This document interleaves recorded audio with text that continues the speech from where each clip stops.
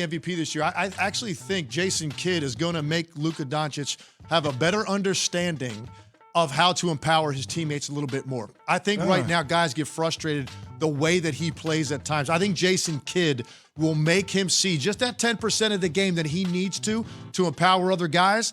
I think they win 47, 48 games. They get somewhere in the top 5 of the Western Conference with the numbers he's going to put up. I think Luka Doncic wins the MVP this year. No better medicine for Luka than a point guard that was willing to give the ball up quick and easy. When Jason Kidd, when that's been a narrative around Luka, that sometimes the ball sticks to him so much because he can't create great plays. But I'm still going to take the field here. I think Giannis is going to have a better year than what he had last year. If he's able to continue to sustain the way he's been shooting the ball in preseason, him or KD are going to win the MVP. Yeah, I'm going to take the field only because I think that when you start the season giving somebody, making them the favorite, it never ends that way. And when Luka starts the season as a favorite, these other guys, the KDs of the world, all of a sudden there's a James Harden. You never know, AD might come to the party. You still got the Joker. You still got other players that all of a sudden emerge. Embiid. I mean, you can go on and on and on. I mean, Trae Young, you just don't know. I would say I don't mind Luka being the odds-on favorite slightly, but that's a lot different than saying you take him against the field. I like the field. You can give me the whole field, KD, LeBron, That's a lot of guys. I'm going to take the field. Plus, Max, no Rick Carlisle now, so I want to see how Kristaps Porzingis actually plays this year. Yeah, whatever you say about Rick Carlisle. And I think Rick Carlisle was the guy. On offense, everyone was always where they were supposed to be. Like, that was a very efficient team under Carlisle. Record-setting efficiency with that team. Cade Cunningham or the field to win Rookie of the Year, Tim? I'm going to take the field. Look, I know he's going to have the ball from day one, and I think typically rookie point guards, they have an advantage because they just have a higher usage rate. Their numbers are better. Obviously, a lot of these guys are on bad teams. They're not going to win a lot of games. But I just think you just never know who is going to emerge and is maybe a guy that was picked lower than he should have been. So give me the field on that. A guy like Jalen Green could put up big numbers. Evan Mobley could put up big numbers. So there's just too many guys that you can go with. But Cade Cunningham, Mitchell, I mean, you got a lot of dudes who could do something, you know? Yeah, D. Mitchell in Sacramento. I would probably go with the field. I love Cade Cunningham, but I think one of the most underrated backcourts, and probably because his youth. I mean, Jalen Green, and you talk about what they're going to be in Houston with the way John Wall can still play. That's going to be intriguing. He's one of the most exciting players that we don't talk about enough. The field. I mean, they mentioned Mitchell. You talk about Mobley. You look at Green. I mean, all of those guys are still young, and you just don't know.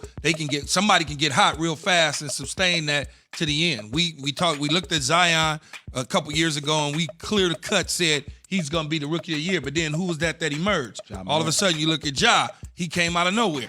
One thing is Ja is the primary ball handler, to Tim's point. I like Cade Cunningham, just like the Luka thing. I'd make him the odds-on favorite easy.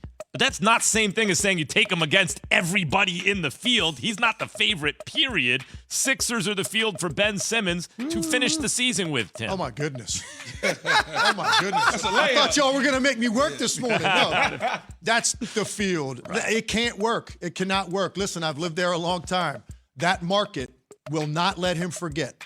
The media, the fan base, they're not going to let him forget. He's only there for one reason, the money. Those numbers started adding up when those direct deposits didn't come in. He showed up real quick. He didn't realize how much bleeding was going to take place.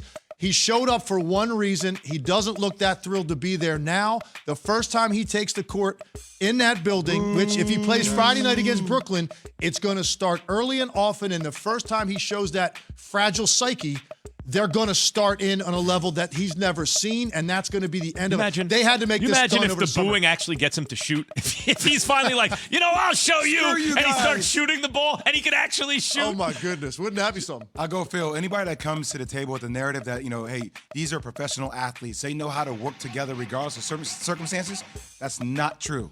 Like, this is a circumstance that cannot be fixed. This one's done. Yeah, the field. When a guy, you just look at James Harden. When a guy says he didn't want to be somewhere, you eventually got to move him because you cannot have a guy that wants to leave and be in another place try to make it work. You can't do it at all. It's just, field all day. Real quick answers.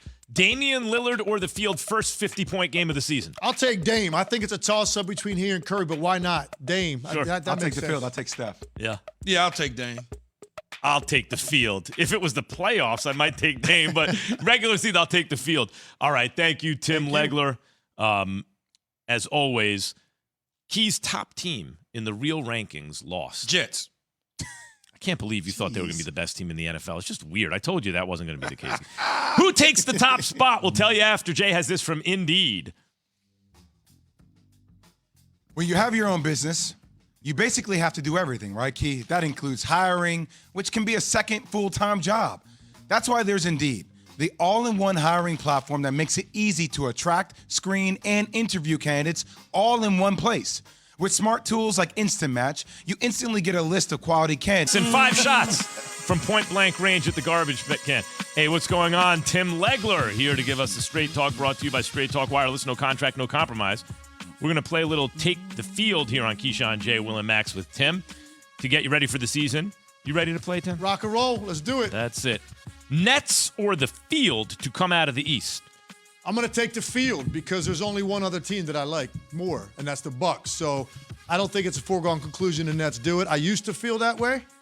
I just got a feeling now with all this Kyrie stuff, I just think there's going to be drama all year with this team. I really do. Bucks have the leader that's not going to get complacent. So I think Milwaukee gets back to the finals. For the Bucks, obviously not having PJ Tucker, I think hurts, but getting Dante DiVincenzo back, I think helps this team defensively. I always question the Nets defensively, even with Kyrie. They were one of the worst defensive teams last year. But without this Kyrie, I agree with Legs on this one. I go field. No, I'm going to take the Nets. Well, you got 2 of the top 6 players in the NBA. That's hard to beat. Think about it. Legs and Jay know this. Most teams only have 2 guys. An outlier would be 3. But most teams that are good got 2 guys.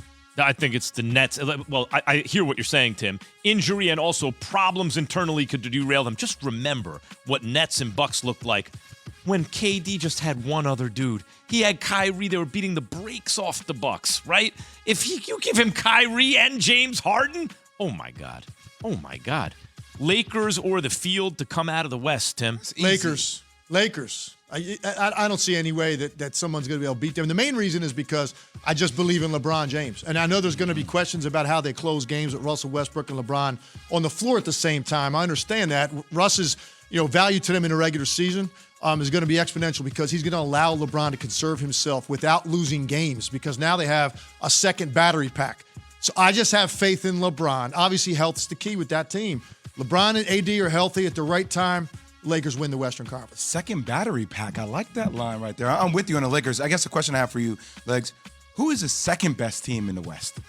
That's what's up for debate right now. And I think it's probably Phoenix. I would go there. I think Phoenix now carries himself with some swagger coming into the year. They've got confidence. They had guys grow up in the postseason last year that now take a big step forward in the regular season, assuming they get the DeAndre Ayton situation worked out.